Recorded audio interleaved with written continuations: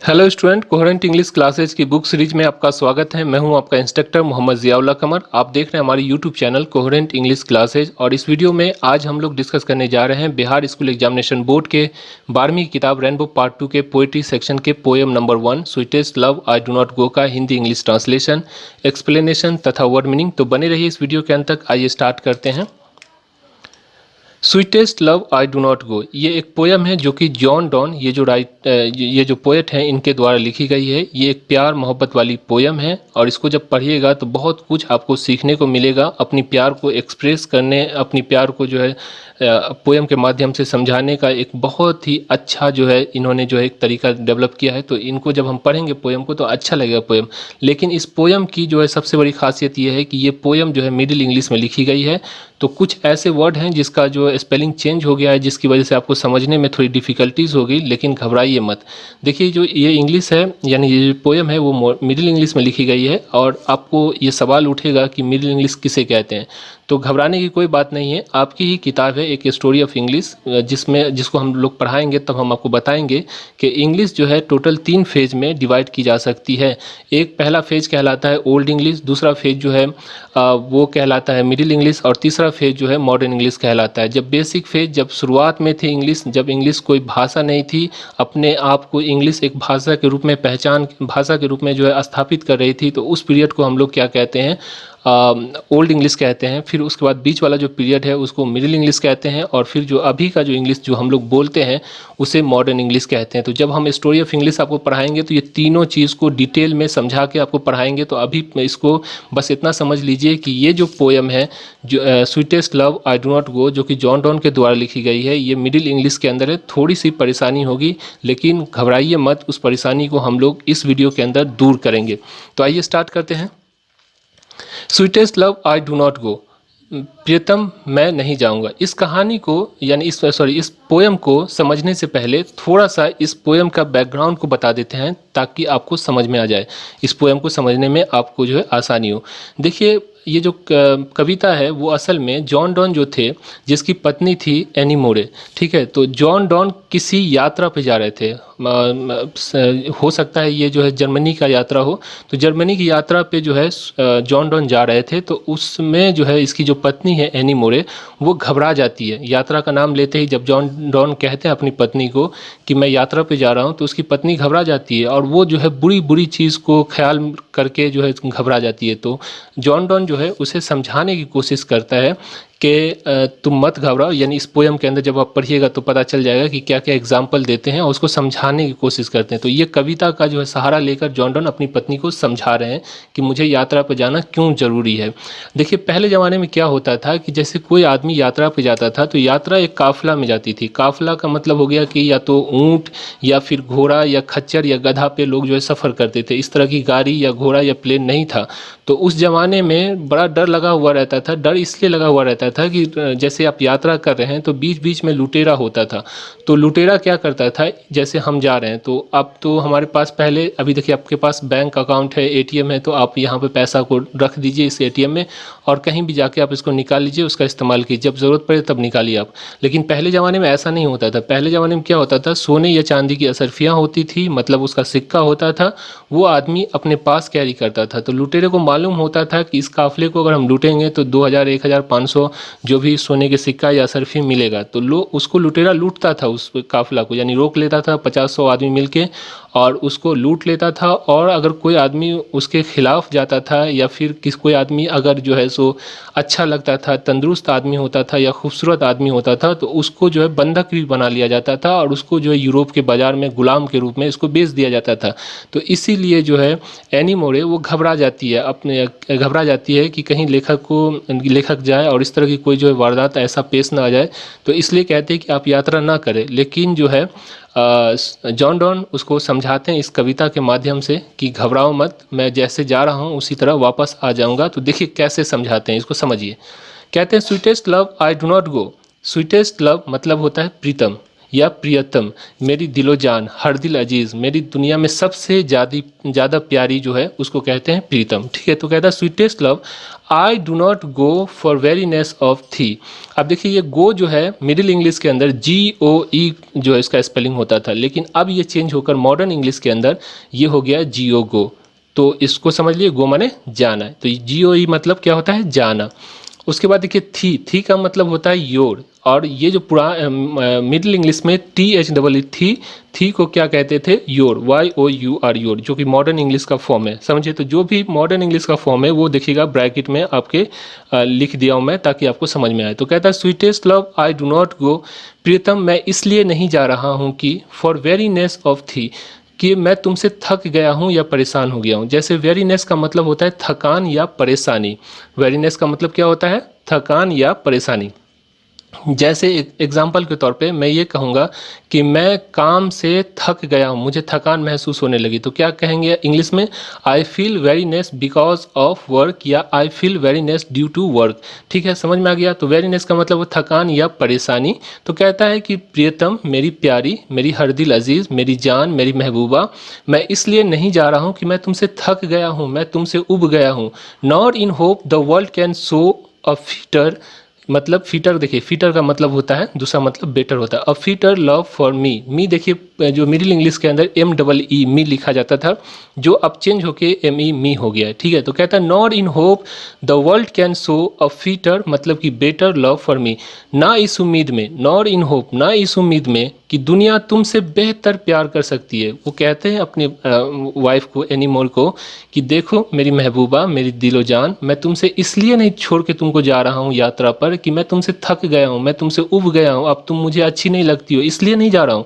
ना इस उम्मीद में जा रहा हूँ कि दुनिया जो है तुमसे बेहतर प्यार दे, तुम सबसे बेहतर प्यार देने वाली हो, और मैं तुम्हें अभी थका नहीं हूँ, मैं तुमसे बहुत प्यार करता हूँ। तो ये पहला लाइन हो गया। दूसरे लाइन को देखिए, कहता है but since that I must die, die का स्पेलिंग देखिए DYE डाई, पहले यानी कि मिडिल इंग्लिश में DYE लिखा जाता था, जो कि अब चेंज होकर DIE डाई, डाई माने मरना, एट लास्ट।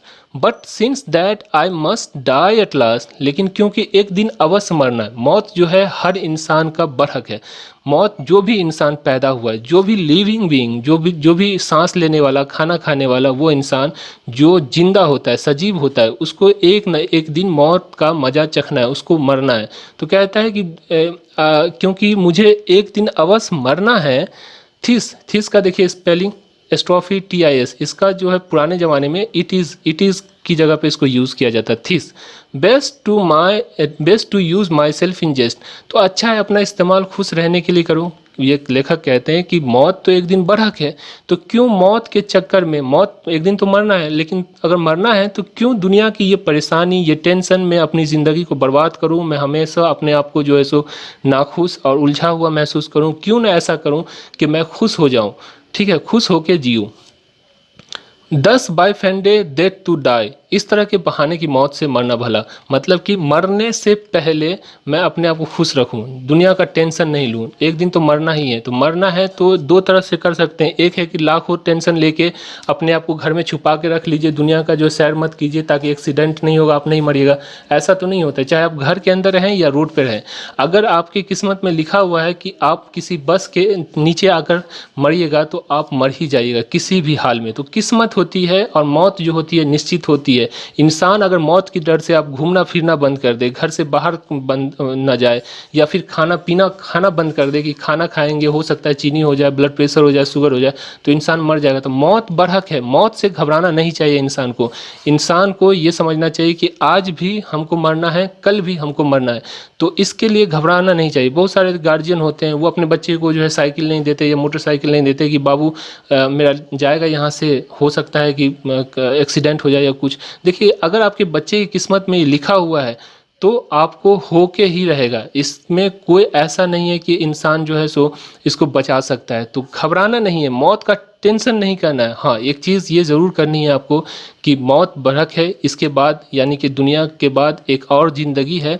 कि मरने के बाद भी एक ज़िंदगी है, स्वर्ग नर्क का कॉन्सेप्ट है। हम हिंदू मुसलमान दोनों जो है इस चीज़ पर बिलीव करते हैं।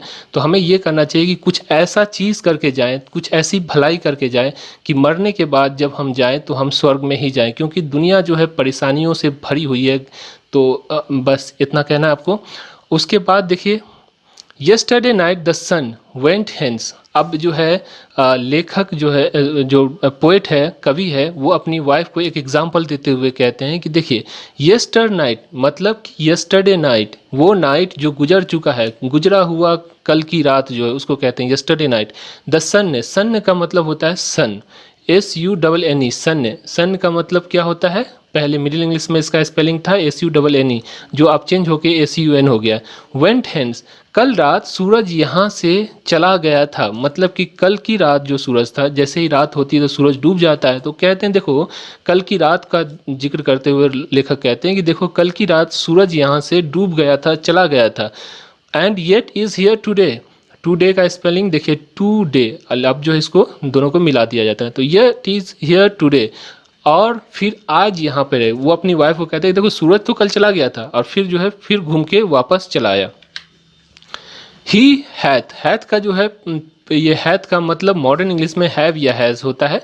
तो he has no desire nor sense, he hath no desire not sense, उसके पास ना तो इच्छा है, डिज़ायर मतलब इच्छा, और ना ही सेंस है, सेंस का मतलब होता है समझ, ना उसके पास। सूरज जो है वो नॉन लिविंग थिंग्स है। नॉन लिविंग थिंग्स का मतलब क्या हो गया, वो निर्जीव चीज़, वो चीज़ जिसके जो ना बढ़ता हो, ना खाता हो, ना सांस लेता हो, उसे जो है हम क्या कहते हैं, निर्जीव चीज़ कहते हैं। तो कहता है कि देखिए, सूरज जो है एक निर्जीव चीज़ है, ना उसके पास कोई इच्छा है, ना कोई समझ है, nor half so short way, और ना कोई सुगम रास्ता है, यानी शॉर्ट कट रास्ता। जैसे हमको अगर दरभंगा जाना हो तो एक लॉन्ग कट रास्ता होता है, मतलब कि एकदम लंबी सी हाईवे है, उस पर आप एकदम चलते जाइए, आप पहुंच जाइएगा। एक होता है खेते खेत आदमी जा सकता है, खेत से जो एक शॉर्टकट रास्ता बना लेता है। तो हमारे लोग के पास यानी इंसान के पास दो रास्ता होता है, एक होता है लॉन्ग कट यानी लंबा घूम के जाइए एकदम, और एक होता है शॉर्टकट रास्ता। तो कहता है कि देखिए, सूरज के पास तो कोई शॉर्टकट रास्ता नहीं है। सूरज क्या होता है, एक अपनी एक्सिस होती है, एक धुरी होता है, उसी पे वो घूमता रहता है। अगर 2000 मील अगर रोज उसको सफ़र करना है तो 2000 मील वो रोज सफ़र करेगा, है कि नहीं। तो कहता है कि ना उसके पास इच्छा है, ना समझ है, ना ही कोई शॉर्टकट रास्ता है। फिर भी जो है सूरज कल यहाँ से डूब गया था, मतलब कि चला गया था, और सूरज फिर आज जो है यहाँ पे चला आया है। आगे देखिए, then fear not me but believe, तो मेरे बारे में चिंता मत करो। अपनी वाइफ को समझाता है कि देखो, मेरी मेरी दिलो जान, मेरी महबूबा, मेरी हर दिल अजीज़, मेरी जानसीन, कि मेरे बारे में चिंता ना करो, लेकिन विश्वास रखो, उम्मीद रखो, खुदा पे भरोसा रखो। क्या, that I shall make speedier journey since I take, कि अभी तक के सफ़र में, यानी जो भी सफ़र मैंने अभी तक किया है उसमें सबसे तेज़ रफ्तार से जाऊंगा, यूं गया और यूं आ जाऊंगा। More wings and spurs then ही, अब देखिए विंग्स का मतलब होता है क्या, पंख, और स्पर्स जो स्पेलिंग अब इस यहाँ पे जो है चेंज हो गया, SPURRES था, अब ये क्या हो गया, SPURS, स्पर्स मतलब कि प्रेरणा, यानी मैं पंख लगाकर जाऊंगा और वापस चला जाऊंगा। यानी कहने का मतलब कि मैं यूं गया, मैं यूं आऊँगा, मैं शॉर्टकट रास्ता अपनाऊंगा, जल्दी से जाकर जल्दी से चला आऊँगा, और मुझे प्रेरणा है, प्रेरणा तुम्हारी मिलेगी ना। अगर मैं कहीं पर रुक जाऊंगा तो तेरी मोहब्बत जो है क्या करेगी, मुझे बुलाएगी, मुझे याद आएगी तेरी मोहब्बत, तो फिर मैं जो है वापस जल्दी से चला आऊँगा। ठीक है, तो ये कह दे, सूरज का एक एग्जाम्पल देते हुए लेखक कहते हैं कि तुम मत घबरा, जैसे सूरज जाता है और रोज़ चलाता है अपने टाइम पे, उसी तरह मैं भी चला जा रहा हूँ, अभी जा रहा हूँ, और अपने टाइम से यहाँ पे चलाऊँगा, सूरज से पहले चलाऊँगा। क्यों, सूरज के पास शॉर्टकट रास्ता नहीं है, मैं शॉर्टकट रास्ता अपनाऊँगा। सूरज के पास कोई इच्छा नहीं है, डिज़ायर नहीं है, न सेंस है, लेकिन मेरे पास तो इच्छा है, सेंस है, डिज़ायर है। मैं तुम्हारी चाहत में जो है मैं जल्दी से यूँ गया और यूँ चला आऊँगा। ठीक है, उसके बाद देखिए कहता है, oh how how feeble is man's power. फिर उसके बाद जो है लेखक अपनी कि जो है सो हकीकत को जो है बयान करते हुए कहते हैं, oh how feeble is man's power that if good fortune fall. हाय, ओह का मतलब क्या होता है, हाय। हाउ फीबल, कितनी कमज़ोर, फीबल का मतलब होता है कमज़ोर। How feeble is man's power, मनुष्य की शक्ति जो है, इच्छा शक्ति जो है कितनी कमज़ोर है ना। That if good fortune fall, कि अगर किस्मत साथ देना छोड़ देता है। कैनॉट ऐड, ऐड का देखिए स्पेलिंग पुराने ज़माने में ADD ऐड माने जोड़ना होता है, तो ऐड का जो पुराने मतलब मिडिल इंग्लिश में ADD था, अब जो है मॉडर्न इंग्लिश में ADD आ गया, ठीक है। तो cannot add another hours, hours जो है मतलब घंटा, तो इसको पहले कैसे लिखते थे, HOURE, अब जो है HOUR हो गया, ई को हटा दिया गया। तो another hour nor lost are recall, कि एक घंटा बिताना और काटना भी दुश्वार हो जाता है। मतलब कि अगर आप मुसीबत में रहते हैं, आप परेशानी में रहते हैं, तो देखिए कैसा होता है, छटपट होता है। अगर मान लीजिए कि आपको पता हो कि 5 साल के बाद तुम्हारी किस्मत चेंज होने वाली है, आपको मालूम है, फिर भी ये 5 साल आपकी जो मुसीबत भरी है वो आपको गुजारना बड़ी मुश्किल हो जाएगी। हर इंसान समझता है कि अगर वो मेहनत करने वाला मेहनतकश इंसान है, यानी मेहनत करता है, तो वो इंसान एक न एक दिन खुशहाल ज़रूर होगा। जैसे मेरी एग्जांपल के तौर पे, अगर मैं घर बना रहा हूँ, अब मेरे पास 10 मान लीजिए कि 10 रूम बना रहा हूँ, तो अभी 10 जब रूम बनाऊँगा तो मेरा सारा पैसा ख़त्म हो जाएगा। मेरे पास लोगों से कर्ज लेना होगा, और मैं कभी कर्ज लिया नहीं इंसान से, तो क्या होगा कि मेरी ज़िंदगी में जो है, अगर मैं घर बनाना स्टार्ट करता हूँ तो मेरी ज़िंदगी में बहुत ज़्यादा कठिनाई आ जाएगी, बहुत ज़्यादा परेशानी होगी। लोग मुझे कॉल करेंगे, सीमेंट वाला, बालू वाला मुझे कॉल करेगा कि आप जो है पैसा कब दे रहे हैं, और उसे समझाना होता है, तो आदमी एकदम घबरा जाता है। लेकिन देखिए जब घर बन जाएगी तो उसमें सुख होके, खुशी होके कौन रहेगा, हम ही रहेंगे। तो वही कहते हैं लेखक यहाँ पे कि देखिए इंसान क्या कितना कमज़ोर होता है इच्छा शक्ति, कि अगर कोई मुसीबत की घड़ी आ जाए तो 1 घंटा काटना और 1 घंटा बिताना जो है दुश्वार हो जाता है। समझ में आ गया आपको? आगे चलते हैं, देखते हैं क्या है। बट कम बैड चांस, जब बुरा समय वापस आ जाए, लेकिन जब बुरा समय अगर वापस आ जाए, मतलब कि अगर कठिनाई हो, तो अपनी वाइफ को समझाते हुए कहते हैं कि देखो अगर अगर बुरा वक्त आ भी जाए तो क्या करना है।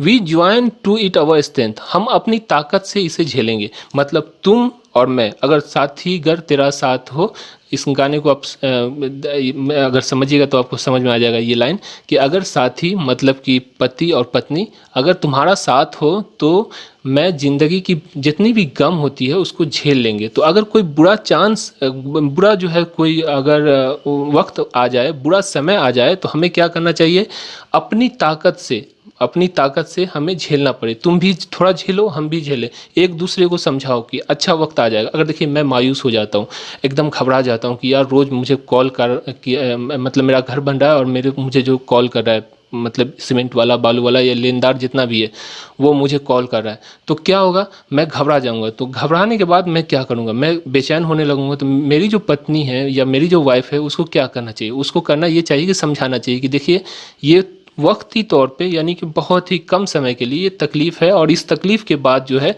डर के आगे जीत है। मतलब कि इस तकलीफ़ के आगे जो है फिर आसानी है। तो तकलीफ़ के बाद आसानी है, घबराइए मत, थोड़ा सा शांत हो जाइए, थोड़ा सा हिम्मत रखिए। तो इस तरह अगर समझाता है इंसान तो फिर इंसान जो है फिर नॉर्मल हो जाता है। तो वही कहता है कि अगर कोई बुरा वक्त आ जाए, कोई बुरा मुसीबत का दौर आ जाए, तो आपको क्या करना चाहिए कि हम दोनों मिलके इसको झेलेंगे, इसको बर्दाश्त करेंगे, एक दूसरे को समझाएंगे, एक दूसरे के लिए जो है सो हम लोग हिम्मत देने का काम करेंगे। आगे चलते हैं। And we teach it art and length, और हम संघर्ष की कला सीखेंगे, मतलब कि सहन शक्ति को बढ़ा देंगे। हम अपनी जो सहन की शक्ति है, हमारी जो सहन शक्ति है, आर्ट एंड लेंथ का मतलब हो गया सहन शक्ति, मतलब कि हम अपनी सहन शक्ति को बढ़ा देंगे। इट सेल्फ, सेल्फ का देखिए स्पेलिंग पहले ज़माने में क्या था, वो था SELFE, अब जो चेंज होके SELF हो गया। इट सेल्फ और अस टू एडवांस, ये मुसीबत अपने आप टल जाएगी। एडवांस का मतलब होता है आगे बढ़ना, ये मुसीबत अपने आप डर के, जब देखिए मुसीबत डराती किसको है, जिसका कमज़ोर होता है इरादा। लेकिन अगर कोई पति पत्नी, एक महबूबा और आशिक, देखिए बहुत सारा लड़का होता है जो एक लड़की से मोहब्बत कर लेता है, जात पात का भी भाव होता है, कभी धर्म का भी हो जाता है, एक हिंदू एक मुसलमान, या फिर एक जो है बड़ी जाति का एक छोटी जाति का। अब वो लड़का है और एक लड़की है, मोहब्बत करता है, करने के बाद दोनों एक दूसरे को मोहब्बत करता है, दोनों एक दूसरे से शादी करना चाहता है। और उसमें जब शादी की जब बात आती है, बात खुल के सामने आ जाती है, लोगों के सामने पेश हो जाती है कि लड़का लड़की शादी करना, या भाग जाता है छोड़ के, तो उस वक्त में उसको कितनी मुसीबत आती है, बहुत सारी परेशानी होती है। सारे लोग, दोस्त, अपने रिश्तेदार, अपने घर के माँ बाप जो है उसको जो छोड़ देते हैं। तो उस वक्त में अगर कमज़ोर अगर हो जाता है लड़का या लड़की, तो क्या करती है, वो फांसी लगा के मर जाती है कि नहीं, या फिर जो डूब के मर जाती है, एक ट्रेन के नीचे आकर कट जाती है। लेकिन अगर उसकी सहन शक्ति, इच्छा शक्ति जो होती है वो अगर मजबूत होती है, तो वो दुनिया की जितनी भी मुसीबत आती है उस मुसीबत को क्या करता है, उसको झेल लेता है। तो वही कहते हैं कि अगर हमारे पास इच्छा शक्ति होगी, हमारे पास अगर ताकत होगा, तो हम जो है इस मुसीबत को झेल लेंगे आसानी से, और ये मुसीबत जो है टल के चली जाएगी, एडवांस हो जाएगी, मतलब आगे बढ़ जाएगी, ये मुसीबत खत्म हो जाएगी। उसके बाद आगे देखिए, वैन दाओ, दाओ का मतलब होता है यू, वैन दाओ साइस्ट, साइस्ट देखिए SIGH स्ट्रॉफी ST साइस्ट, इसका जो है नया फॉर्म जो है SIGS साई। साई माने होता है आह भरना, साई ही साई, वो आह भरा, ठीक है। तो वैन दाओ मतलब वैन यू, साइस्ट मतलब साई, वैन यू साई, दाओ मतलब यू, साइस्ट नॉट विंड, मतलब ये होगा कि जब तुम साए मतलब आह भरती हो, तो आह में जो है वो हवा नहीं रहता है, हवा नहीं भरती हो आह में, बट साइस्ट माई सोल अवे। अब इसको समझ ली, जब तुम आह भरी सांस लेती हो तो उस सांस में हवा नहीं, मेरी आत्मा खींच लेती हो। मतलब कि जो तुम आह भरती हो, अगर तुम्हें तकलीफ होता है, तुम आह भरती हो, तो जब मैं तुझे आह भरते हुए देखता हूँ तो मेरी जो आत्मा है बेचैन हो जाती है, मेरी आत्मा एकदम घबरा जाती है, मैं बेचैन हो जाता हूँ। तो तुम साए मत हो, तुम घबराओ मत। देखो एक महबूब होता है, अपनी एक महबूबा के लिए क्या चाहता है, उसको चाहता है कि हमेशा उसके लिए खुशी दे, उसके लिए मोहब्बत दे, उसके चेहरे पे हमेशा मुस्कुराहट रखे। अगर मेरी वाइफ है तो मैं भी क्या करता हूँ, मैं भी चाहता हूँ कि दिन रात मेहनत करूँ उसके लिए, उसका अच्छा कपड़ा, उसके घर, उसकी जो है अच्छी ज़िंदगी के लिए मैं इंतज़ाम करूँ। तो ये जो है एक रिस्पॉन्सिबिलिटी होती है एक आशिक की अपनी महबूबा के लिए। तो कहते हैं अगर कोई मान लीजिए कोई एक लड़का है, एक लड़की से मोहब्बत करता है, और उसके चेहरे पे जो है अगर मान लीजिए खुशी देखता है, तो कितना दिल उसका जो है खुश होता है। अगर उसके चेहरे पे अगर मायूसी देखे, वो एकदम घबरानी हुई, एक मायूस एकदम जो खिली हुई फूल से मुरझाई हुई फूल बन जाए, तो कैसा लगेगा उसको, उसको ऐसा लगेगा कि उसका दिल एकदम जो टूटा जा रहा है, क्यों घबरा रही है, क्यों इसको जो मायूसी है, उसको पूछेगा, उसका भी दिल घबराएगा। तो इसीलिए उसी तरह कहते हैं लेखक कि देखो, अगर तुम जो आह भरती हो, मतलब तुम जो घबरा कर, तुम जो मायूसी में जो आह भरती हो, लंबी सांस लेती हो, ठंडी सांस लेती हो, तो उसमें तुम हवा नहीं खींचती हो, तुम क्या करती हो, मेरे दिल को खींच लेती हो, मुझे बेचैन कर देती हो। आगे चलते हैं, वैन दाओ मतलब यू, वैन दाओ वीपेस्ट, देखिए वैन दाओ यू मतलब यू, तो वैन यू वीपेस्ट, वीपेस्ट का मतलब होता है वीप, WWP वीप माने रोना। तो वैन दाओ यू वीपेस्ट अनकाइंडली, काइंड मतलब कि अनकाइंडली या काइंड होकर, मतलब तुम खुशी के आंसू या गम की आंसू अगर तुम बहाती हो। माई लाइफ्स मेरी ज़िंदगी का, ब्लड जो है मेरी जो जीवन की रक्त जो है धारा है, वो उसका जो डॉट है, डॉट का मतलब होता है DOT, डॉट, डॉट मतलब क्या होता है बूंदा, या फिर जैसे आई जो लिखते हैं छोटा आई, तो आई के ऊपर जो बूंदा देते हैं उसको डॉट कहते हैं। तो कहता है माई लाइफ ब्लड डॉट, यानी मेरे जो ज़िंदगी को प्रदान करने वाला जो खून है उसका जो डॉट है, डॉट का मतलब होता है बूंदा, मतलब उसकी जो है सो कण, बूंदा भी कह सकते हैं, कण जो है वो डिके हो जाता है, डिके का मतलब होता है क्षय हो जाना, गल जाना, नाश हो जाना, उसको कहते हैं। तो कहता है माई लाइफ्स ब्लड डॉट डिके, जब तुम रोती हो खुशी में या गम में, है ना, अनकाइंडली मतलब के गम, और काइंड होकर मतलब खुशी में। तो जब तुम रोती हो खुशी में या गम में, मेरे खून का जो कण है, मतलब जो डॉट है मेरे खून का, कण कण क्षय हो जाता है, गल जाता है, नाश हो जाता है, मतलब मेरी जो खून है वो कम हो जाती है, मेरा खून सूख जाता है। अगर तुम जो रोने लगती हो तो मेरा जो है तुम्हें रोते हुए देखकर मेरा जो है खून सूख जाता है। इट कैनॉट बी दाओ दैट दाओ यू लवेस्ट मी। अब फिर जो है लेखक अपनी महबूबा पे अब उस पर थोड़ा नाराज होते हुए कहते हैं, it cannot be that thou, thou मतलब you, it cannot be you lovest, lovest का मतलब होता है love, it cannot be that you love me. Me देखिए हम आपको बताए थे पिछले में जो मिडिल इंग्लिश है उसके अंदर MEE मी होता है, और मॉडर्न इंग्लिश में MEE होता है। तो कहता है कि it can't be that you love मी, ऐसा नहीं हो सकता कि तुम मुझसे प्यार करती। इससे पहले कि हम आगे बढ़ें, हम आपसे रिक्वेस्ट करते हैं कि अगर आपने स्क्रीन पर दिख रही किताब रेनबो स्नैपशॉट को परचेज नहीं किया है तो प्लीज़ जितना जल्दी हो सके आप इस किताब को खरीद लें, जिसे आप हमें बैंक ट्रांसफ़र करके कुरियर द्वारा अपने घर पर मंगवा सकते हैं। अधिक जानकारी के लिए स्क्रीन पर दिए हुए मोबाइल नंबर 9065829862 पर कॉल कर सकते हैं या फिर व्हाट्सएप भी कर सकते हैं। इस बुक की सबसे बड़ी विशेषता ये है कि ये किताब बिहार बोर्ड के 100 मार्क्स की किताब रेनबो का हिंदी इंग्लिश अनुवाद यानी कि ट्रांसलेशन है। इस किताब में आपको प्रत्येक चैप्टर का हिंदी इंग्लिश अनुवाद मिल जाएगा, साथ में समरी तथा क्वेश्चन आंसर का भी हिंदी इंग्लिश ट्रांसलेशन मिल जाएगा और ऊपर से प्रत्येक चैप्टर का ऑब्जेक्टिव भी दिया हुआ है इस किताब के अंदर। तो देर किस बात की, आज ही 9065829862 पर कॉल कीजिए और बुक को घर मंगवाकर घर बैठे हुए इंग्लिश की तैयारी कीजिए। इसके अलावा अगर आप बिहार स्कूल एग्जामिनेशन बोर्ड के 10वीं 11वीं या 12वीं के स्टूडेंट हैं और आप हमसे अंग्रेजी सीखना चाहते हैं तो मात्र 350 रुपये यानी कि 350 रुपया वन टाइम पेमेंट है आपका। पूरी सिलेबस का जो चार्ज हम लोग करते हैं 350 रुपया अदा करके घर बैठे अंग्रेजी की तैयारी कर सकते हैं। इसके लिए आपको स्क्रीन पर दिख रही कोहेरेंट इंग्लिश क्लासेज की एप्लीकेशन को गूगल प्ले स्टोर से या इस वीडियो के डिस्क्रिप्शन में दिए गए लिंक को क्लिक करके डाउनलोड करना होगा, जहां पर आपको आपकी पूरी किताब तथा ग्रामर की वीडियो नोट्स और टेस्ट मिल जाएगी, जिसे आप देखकर पढ़कर और टेस्ट देकर तैयारी कर सकते हैं। एज यू सेस्ट, जैसा कि तुम कहती हो, मतलब कहता है कि तुम मुझसे प्यार नहीं करती हो। आप देखिए लेखक कहता है ये नहीं हो सकता कि तुम मुझसे प्यार करती हो जैसा कि तुम कहती हो। इफ़ इन टाइम मतलब yours, if in yours my life thou waste, thou are the best of me, कि तुम्हारे पास बैठकर अपनी ज़िंदगी बर्बाद करूं क्या मेरे लिए बेहतर है। मतलब कहता है कि तुम मुझसे प्यार नहीं करती। लेखक सीधा अपनी वाइफ को कहता है कि तुम मुझसे प्यार नहीं करती हो, जैसा कि तुम क्लेम करती हो, तुम जो कहती हो, अपना दावत ठोकती हो कि तुम मुझसे प्यार करती हो, तुम मुझसे प्यार नहीं करती हो। अगर तुम मुझसे प्यार करोगी तो क्या तुम ही बताओ कि ये बेहतर होगा कि मैं अपनी ज़िंदगी तुम्हारे पास दम गुजार कर तुम्हारी ज़िंदगी को तुम्हारे पास जो रहकर अपना गुजार दूँ और इस ज़िंदगी का कोई बेहतर फ़ायदा इस ज़िंदगी का जो है उपयोग, अच्छा उपयोग नहीं कर सकूं। देखिए अगर एक महबूबा है, मैं मान ली कि एक लड़का है और एक लड़की है, अब वो उससे बहुत प्यार करता है तो लड़की चाहती है कि हमेशा हर वक्त वो मेरे पास ही रहे, मतलब वो मेरे नज़र से उझल ना हो। तो क्या होगा, लड़का 24 घंटा उस अपनी जो है सो महबूबा के पास या अपनी पत्नी के पास बैठा रहेगा। तो फिर अगर वो बैठा रहेगा तो खाएगा कहाँ से। खाना भी एक बेसिक चीज़ है। अगर कमाएगा नहीं तो कपड़ा कहाँ से ला के देगा। अगर कमाएगा नहीं तो फिर जो है उसके लिए जो मेकअप का सामान होता है या फिर बहुत सारी चीज़ होती है ज़िंदगी की, गाड़ी घोड़ा बहुत सारा चीज़ होता है, तो वो कहाँ से ला के देगा, वो कहाँ से करेगा। तो वही कहता है लेखक कि तुम मुझसे प्यार ही नहीं करती हो, तुम चाहती हो कि मैं यहाँ बैठ के ज़िंदगी ऐसे ही बर्बाद करता रहूँ।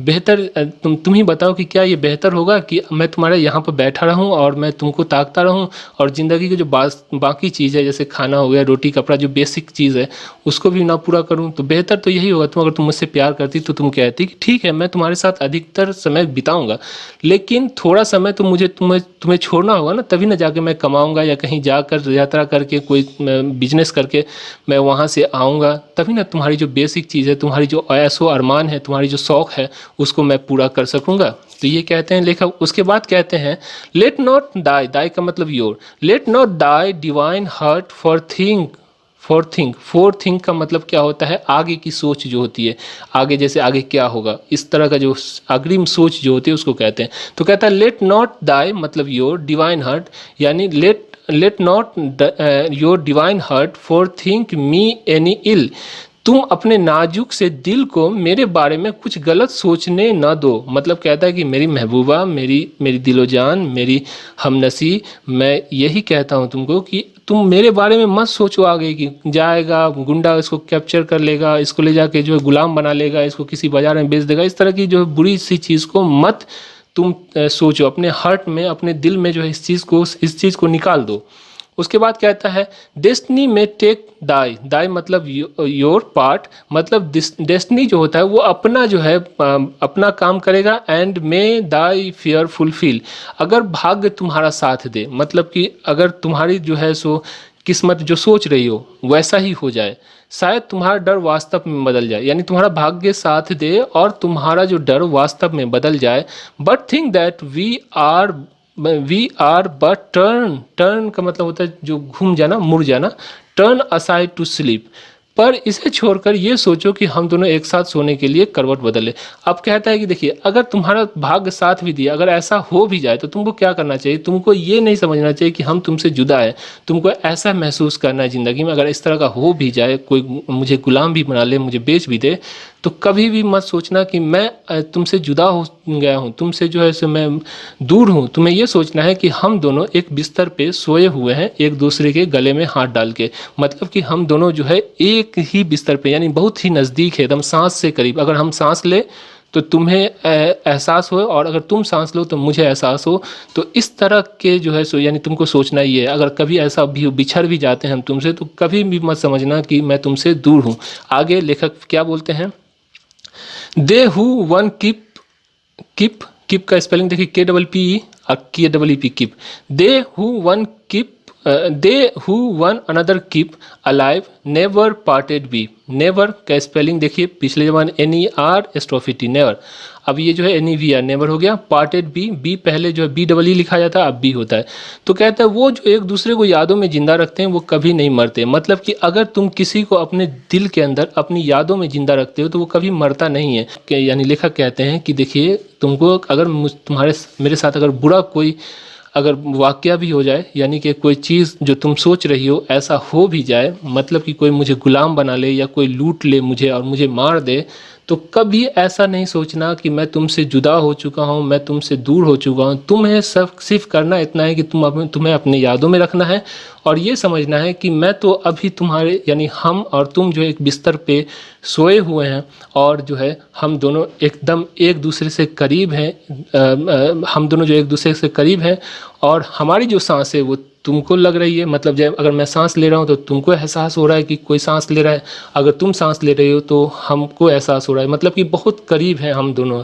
तो इस तरह से जो है sweetest love I do not go का हमने जो है लाइन बाय लाइन ट्रांसलेट किया। उसको यथासंभव जहाँ तक मुझसे हो सकी मैंने कोशिश किया कि इसको समझा सकूँ, और उसके साथ साथ हमने जो है वर्ड मीनिंग को भी देखा। तो आशा करता हूँ ये वीडियो आपको अच्छी लगी होगी। अगर ये वीडियो आपको अच्छी लगी तो अपने दोस्तों के साथ जितना ज़्यादा से ज़्यादा हो सके शेयर करें, लाइक करें, सब्सक्राइब करें। Thank you so much for watching.